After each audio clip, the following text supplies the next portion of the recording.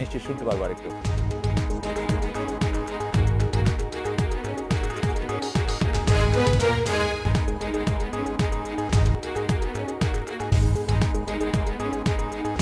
ফিরলাম আজকের বাংলাদেশে।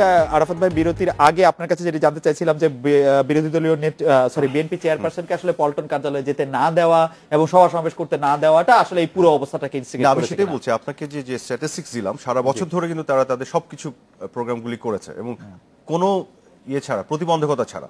এবং টেলিভিশনগুলি দেখেন তার বক্তব্য লাইভ দেখেছে এবং কভার করেছে খবরগুলি। ক্ষেত্র বিশেষে প্রধানমন্ত্রী আগেও দেখানো আছে। গভর্নমেন্টের যদি সেই ইন্টেনশন থাকতো আটকে দেয় তাহলে তো এগুলো করতোই, কিন্তু এগুলো তো করেনি।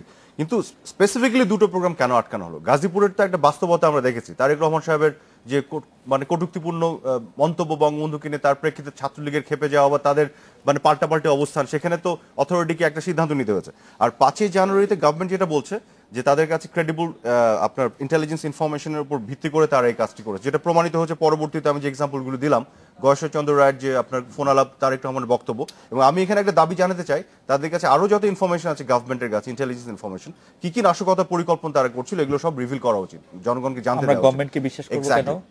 না, তারা তো এভিডেন্স, আপনি এভিডেন্স দেখে বিশ্বাস করবেন, গভর্নমেন্টকে বিশ্বাস করতে হবে। আমি কেন গভর্নমেন্টকে বিশ্বাস করার প্রশ্নটা তুললাম? আমি দেখেছি খালেদা জিয়ার বাসায় তালা, তবু গভর্নমেন্টের উচ্চ পর্যায় থেকে বলা হয়েছে যে তিনি আসলে যেখানে ইচ্ছা সেখানে যেতে পারেন। এক্স্যাক্টলি যেটা বলা হয়েছে, আপনি একটু কথাটা ডিস্টর্ট করে ফেলছেন। যেটা করা হয়েছে, খালেদা জিয়া ওয়াজ নট অবরুদ্ধ, যেটা বলা হয়েছে, এন্ড দ্যাট ওয়াজ ট্রু।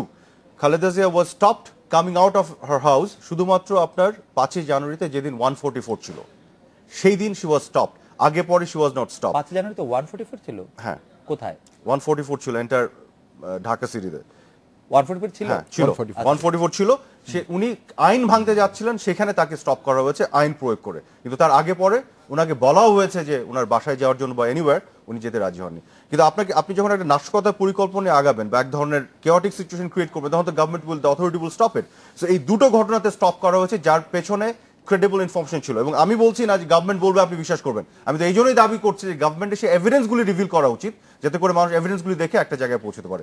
এই জন্য আমি সন্ত্রাসের জন্য, আপনার going back to your question, 100% দায়ী করবো বেগম খালেদা জিয়া এবং তার এই অবরোধ ডাকাতে। 3-5 জানুয়ারি পলিটিক্যাল যে সমস্যাগুলি আছে, সেখানে আমি মনে করি ক্ষেত্র বিশেষে গভর্নমেন্টেরও কিছু দায় নিতে হবে এবং এক ধরনের তাদের আলোচনার একটা দ্বার উন্মোচন করা। ব্যারিস্টার শামীম হায়দার পাটোয়ারী, আপনিও কি একই রকম মনে করেন যে এইটা আসলে 3-5 তারিখে এই অবরোধের সুযোগটা, এবং আপনার নিশ্চয়ই মনে আছে যে 5 তারিখে বেগম জিয়ার জনসভাকে সামনে রেখে আসলে লঞ্চ, বাস, গণপরিবহন বন্ধ করে দেওয়া হয়েছিল, মানে অবরোধটি শুরু সরকার করেছিল, এগুলি কেউ কেউ বলছেন, আমিও এরকম অনেকটা মনে করি। আপনি এরকম মনে করেন কিনা? এটি আসলে অবশ্যই দায়ভারটা দুই দলেরই হবে। একজন অবরোধ ডাকছেন, আরেকজন অবরোধটাকে ভঙ্গ করার চেষ্টা করছেন, মানে বা ভাঙার চেষ্টা করছেন। আসলে আমাদের সমস্যাটা হয়েছে কি, আমরা ডেমোক্রেসিতে মেজরিটেরিয়ান রুল করেছি, যে ক্ষমতায় জিতবে বা কোনোভাবে একটা ভোটে জিতবে সেই রুল করবে। প্লুরালিস্টিক সোসাইটি বা টলারেন্স সোসাইটি করতে পারিনি, যে কারণে তারেক জিয়ার মন্তব্য লন্ডনে, তার বিরুদ্ধে বাংলাদেশে অসংখ্য মামলা হচ্ছে, সবাই এটাকে প্রতিবাদ জানাচ্ছে। আবার সেটার জন্য বিএনপিকে সমাবেশ করতে দেওয়া হবে না, এটা অনেকটা বেশি এক্সেসিভ হয়ে গেছে অনেকটা। সেখান থেকেই সমস্যাটার সূত্রপাত। সরকার যদি সেখানে টলারেন্ট হতো, অ্যাকোমোডেটিভ হতো, একটা বিশাল গোষ্ঠী আজকে সরকারে আছে, আবার তার থেকে একটা বড় গোষ্ঠী কিন্তু সরকারের বাইরে আছে। আমি বলতে চাচ্ছি, অবশ্যই বাংলাদেশে 100% ভোট ধরলে সেখানে মেজরিটি তো আর এই মুহূর্তে আওয়ামী লীগের পক্ষে নেই, 51% তো নেই, তার থেকে কম, অনেক কম। তাহলে মেজরিটি একটা বড় অংশ সরকারের বিরুদ্ধে আছে। তারা কেউ বিএনপিতে আছে, কেউ জামাতে আছে, কেউ জাতীয় পার্টিতে আছে, এবং সব মিলিয়ে কিন্তু এই বিশাল একটা সরকারের বিপক্ষের গোষ্ঠীকে আপনি সমাবেশ করতে দিবেন না, মুভমেন্ট করতে দিবেন না, এটি কিন্তু কোনোভাবেই সরকার রাখতে পারবে না। সেখানে একটা আউটবাস্ট হবেই। আর আজকে যে দাবিটা আমি দেখছি, আবার অনেকে বলছে বিএনপিকে একটি সন্ত্রাসী দল ঘোষণা করার দাবি, যেটা আমার মনে হয় না খুব পলিটিক্যালি সাস্টেইনেবল। বাট এরকম একটি পদক্ষেপ নেওয়া হলে যেটি হবে, একটা গণতান্ত্রিক বা মোটামুটি গণতান্ত্রিক লিবারেল দলকে জোর করে সন্ত্রাসীর দিকে নিয়ে যাওয়া। পৃথিবীর সব দেশেই সন্ত্রাসী দলগুলোকে ভোটে ইনভাইট করা হয়, আলোচনায় ইনভাইট করা হয়, যাতে তারা সন্ত্রাসী দল থেকে আস্তে আস্তে রাজনৈতিক দল হয়। বাংলাদেশে এখন যে প্রক্রিয়াটা চলছে, এই প্রক্রিয়াটা যদি কন্টিনিউ করে এবং যদি সরকার অতিরিক্ত শক্তি প্রয়োগ করে রাজনৈতিক সমস্যার সমাধান করতে চায়, তাহলেও সেখানে দেখা যাবে অনেকগুলো গণতান্ত্রিক দল সন্ত্রাসী দলে হয়ে যাবে। এবং তখন যেটা হবে, এই জিনিসটা ফ্রাঙ্কেনস্টাইনটা ওয়ান্স ক্রিয়েটেড, এটা সহজে কখনোই কন্ট্রোল করা একটা যাবে না। সেকেন্ড মোহাম্মদ আরাফাত, আপনাকে যখন প্রশ্ন করবো আপনি এই বিষয়টা একটু অ্যাড্রেস করবেন, আমি আশা করছি। শায়মানদার, তো এই যে বিশাল একটা গোষ্ঠী সরকারের বিরুদ্ধে আছে, এদেরকে তো মত প্রকাশের সুযোগ দিতে হবে। বিকজ একটা বিগ প্ল্যাটফর্ম, তারা সংসদে থাকুক বা বাইরে থাকুক বা যেখানেই থাকুক, তাদের মত প্রকাশের স্বাধীনতাকে সরাসরি কেড়ে নেওয়ার কোনো অধিকার কারো নাই। এবং যখনই আমি সরাসরি কেড়ে নেওয়ার চেষ্টা করব, তখনই সেখানে সন্ত্রাসবাদ কোনো না কোনো ফর্মে হবে। আজকে যদি 5 জানুয়ারি ইলেকশনটা 100% ত্রুটিমুক্ত হতো, তাহলে বিএনপির এই ধরনের কোনো অবরোধ কিন্তু কোনোভাবেই জনসমর্থন বিন্দুমাত্র পেত না। কিন্তু আজকের এই অবরোধের জন্য জনগণ কিন্তু আওয়ামী লীগ বিএনপি দুজনকেই দায়ী করছে, শুধুমাত্র বিএনপিকে দায়ী করছে না। আমাদের পাটোয়ারি, আপনাকে ধন্যবাদ। আমি ডক্টর দেলোয়ার আপনার কাছে আসবো যে 3 জানুয়ারি আমি যেরকম বলছিলাম যে কেউ বলছেন যে সরকার অবরোধ শুরু করেছিল, বিএনপি ও 20 দলীয় জোট নেত্রী এরপরের ধারাবাহিকতা রাখলেন এবং ধারাবাহিকতা রেখে চলছেন। তো এই 2 সপ্তাহের বেশি সময় ধরে যে অবরোধ চললো, তাতে সরকারের কতটুকু ক্ষতি হয়েছে, লাভ হয়েছে বা কার? এই কর্মসূচিতে বিএনপি কতখানি লাভবান হলো?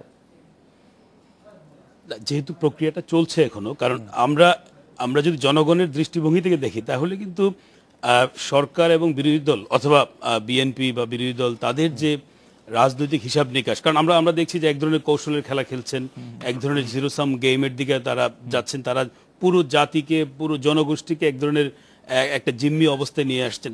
এখন হয়তো আমরা অবরোধের কারণে যে ধরনের সন্ত্রাস হচ্ছে সেটার মাধ্যমে দেখছি, আবার সামগ্রিকভাবে আপনার যে রাজনৈতিক প্রক্রিয়ার মধ্যে আমরা আছি, সেই প্রক্রিয়াটা কিন্তু একটা অসুস্থ রাজনীতি, এবং এই অসুস্থ রাজনীতির শিকার কিন্তু আমরা অনেক আগে থেকে। তা আমার কাছে মনে হয় না যে সরকার বা বিএনপি এখন যেটা হচ্ছে কি, এটা আইরনি হচ্ছে বাংলাদেশের, যে আপনার যতই আপনার দেশের রাজনীতি, দেশের যত ধরনের সংকটই হোক, যত ধ্বংসযোগ্য হোক, শেষ পর্যন্ত কিন্তু আবার সেই হয় আপনার বিএনপি বা আওয়ামী লীগ, মানে তাদের যে লস বা তাদের যে ক্ষতি, সেই ক্ষতির হিসাবটা কিন্তু ডিফারেন্ট।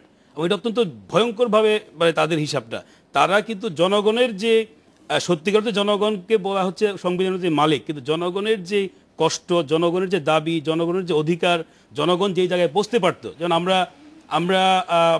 আমরা জানি যে বাংলাদেশের যে সম্ভাবনা ছিল, বাংলাদেশ যে জায়গায় পৌঁছার কথা ছিল সেই জায়গায় পৌঁছতে পারছে না, এবং বাংলাদেশের যে আপনি অর্থনৈতিকভাবে বলেন সব দিক থেকে। ডক্টর হোসেন, মানে এই অবরোধে সরকারের কতটুকু ক্ষতি হয় বা কি ক্ষতি হয় আসলে সরকারের, মানে লাভটা কার হয়? বিএনপি কি এই 2 সপ্তাহের বেশি অবরোধ যেটা চলছে সেটাতে লাভবান হচ্ছে? কি মনে হয় আপনার? মানে আমি শুধু বিশ্লেষক হিসেবে আপনাকে যদি আপনার রাজনৈতিক দৃষ্টিকোণ থেকে চিন্তা করি, তাহলে সরকারের কিন্তু ক্ষতি নেই, যেটা হচ্ছে রাষ্ট্রের ক্ষতি হচ্ছে, জনগণের ক্ষতি হচ্ছে।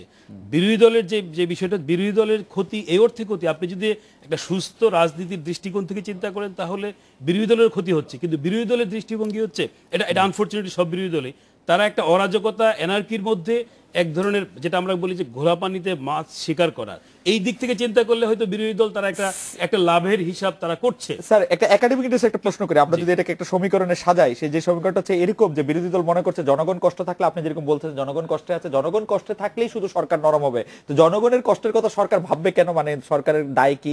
যদি সরকারের মতোই একটি ছায়া সরকার জনগণের কথা না ভাবে, সরকারের কি দায় জনগণের কথা ভাবার? সরকারের দায় মানে এই রাজনীতির ভাবনাটার কারণটা কি আসলে? না, এটা আপনার যদি একটা ব্যাপার হচ্ছে যে আপনার সরকারের তো আপনার কতগুলো বিষয় আছে যে আপনাকে তো বাঁচিয়ে রাখতে হবে, আপনার অক্সিজেনটা তো দরকার আছে।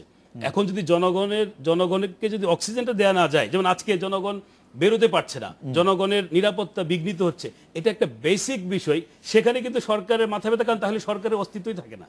সরকার তার অস্তিত্বটা বোঝানোর জন্য আপনার এই অক্সিজেনটুকু দরকার, জনগণের জন্য অক্সিজেন সরবরাহ করা। আর বিরোধী দলের তো দরকার নেই, তাদের কোনো দায় নেই, মানে এটা সত্যিকার, এটাই তো আমরা দেখছি, মানে কারণ চরম দায়িত্বহীন রাজনীতির শিকার হচ্ছি আমরা এই দেশের জন্য। আমি বোধহয় দায়িত্বহীনতার একটা চূড়ান্ত অবস্থায় আমরা আছি। আমি যদি অ্যাড করতে চাই আগেরটা সহ আপনি তাহলে আমরা একটা বিরতি নিয়ে আসি, কারণ আমার প্রশ্নটা আপনার জন্য বড় এবং অনেক দর্শক আসলে শুধু আপনাকে উদ্দেশ্য করে একই ধরনের প্রশ্ন করছেন। আমি প্রশ্নের জনরাটা আপনাকে শুনিয়ে রাখি। সেই প্রশ্নটা হচ্ছে অনেকটা এরকম যে 5 জানুয়ারি যে সভাটি আসলে বেগম জিয়াকে করতে দেওয়া হয়নি, তাতে কি এমন ক্ষতি হতো যা এখন আমরা যে হিসাবটা, সেটা হচ্ছে যে 29 জন মারা গেছেন, আরো মানে এক রকম হিসাব, যে 597টা যানবাহনে অগ্নিসংযোগ ভাঙচুর করা হয়েছে, এবং কিউমুলেটিভ আসলে ফলাফলটা আসলে অনেক বড়।